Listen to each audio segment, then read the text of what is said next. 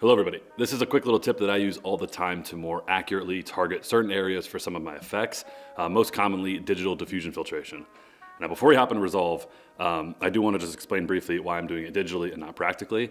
A lot of the work that I do for an NFL team means that we have to archive that footage in like as pure and future-proof of a form as possible. So if I were to go out and shoot football footage of a game or whatever it might be, where I decide to bake that in camera and actually put a quarter or a half or some kind of stronger diffusion filter in front of the lens, that's a creative choice. And if that's not something desired 5, 10, 20 years from now, I've kind of ruined the footage.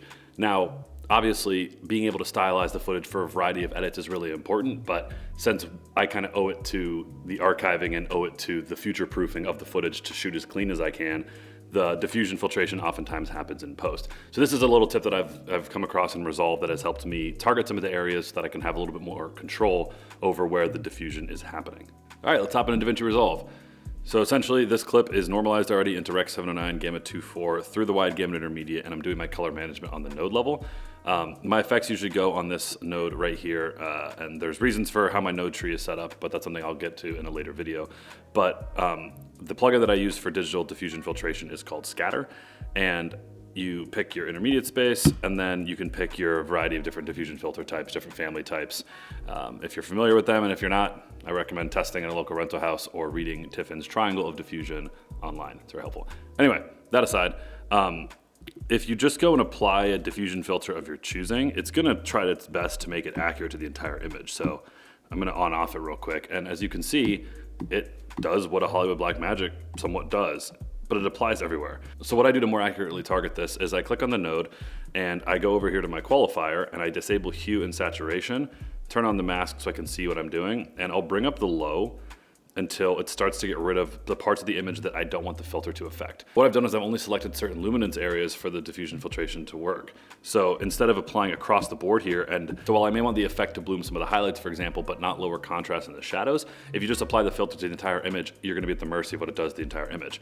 This way, I can actually target the areas and just get it to apply to the parts that I want to according to their luminance. So you just kind of finesse the mask a little bit, and as you can see now, it's doing a better job of targeting the Vikings sweatshirt and some bloom from the windows, but it's not taking away all the contrast in the shadows. So that's how I'm using my qualifier to more accurately target areas of the image where I want some of my effects to go, in this case specifically digital diffusion filtration.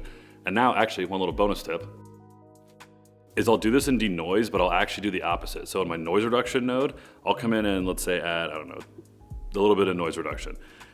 A lot of times the unfavorable noise that you get from the camera, that kind of RGB gunk, is happening in the underexposed areas. So if you do the same thing but backwards and you target the lower parts of the image, what you'll do is you'll have your denoise working on the shadows, but it won't be working to soften the parts of the image where there isn't noise. So with denoise and Resolve, sometimes you do get some softening, but I don't want that to apply to every part of the image. I only want that to apply to the parts of the image that have that gunky noise in the first place. So I'll make the noise reduction node attack the lower luminance values of the image itself. And that way the noise will be reduced in some of the shadows, some of those areas where there's gonna be more of that gunk, but it won't reduce the sharpness and the detail in some of the areas that are correctly exposed and therefore don't have the noise to begin with. So it's the reverse approach of using this luminance slider in your qualifier to target these areas. But like I mentioned earlier, the main one that I do this for is like some effects, diffusion filtration being one of the main ones, but I do find myself doing it in noise reduction a lot, and just kind of targeting a little bit of that RGB gunk in the shadows, but keeping it off areas that are correctly exposed and that I don't want to lose any sharpness. Yeah, hopefully that was helpful. A quick little tip in Resolve, and I will catch you guys in the next one.